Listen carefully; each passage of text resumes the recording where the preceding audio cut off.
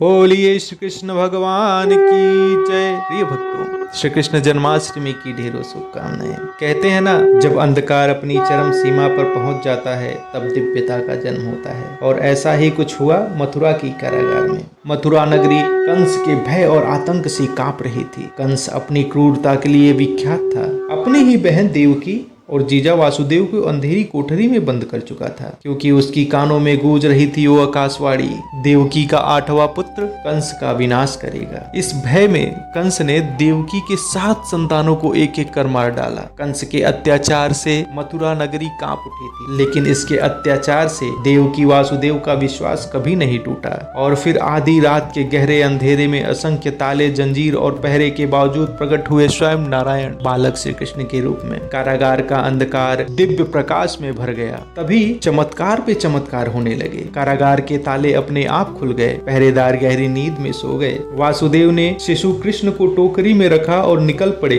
उस अंधेरी रात में। घनघोर वर्षा, गर्जन करती बिजलियां, उफनती यमुना, परंतु जब संकल्प अटल हो तो सारी सृष्टि सहयोग बन जाती है। यमुना ने स्वयं मार्ग बना दिया और शेषनाग ने फन फैलाकर नन्हे श्री कृष्ण की रक्षा की। गोकुल में उसी रात यशोदा ने भी एक शिशु को जन्म दिया था। वासुदेव ने साहस और बुद्धिमत्ता से अपने पुत्र श्री कृष्ण को यशोदा की गोद में सुरक्षित रखा और उनकी कन्या को लेकर कारागार लौट आए। यशोदा निद्रा में थी तो उन्हें कुछ पता नहीं चला यह दिव्य अदला बदली कैसे हुई, इसका आभास तक नहीं हुआ। उधर कंस को जैसे ही 8वें शिशु के जन्म का समाचार मिलता है, वह क्रोध से पागल होकर कारागार की तरफ दौड़ पड़ता है। उसने उस कन्या को उठाया और पत्थर पर पटकने की कोशिश की, लेकिन शिशु उसके हाथ से छूटकर आकाश में चला गया। वह देवी योग माया के रूप में प्रकट होकर बोली, अरे मूर्ख कंस, तेरा संहारक जन्म ले चुका है, इस कारागार में नहीं गोकुल में सुरक्षित है। और इस प्रकार शुरू हुआ श्री कृष्ण की लीलाओं का पहला अध्याय। कारागार की बेड़ियों से निकल गोकुल की गलियों तक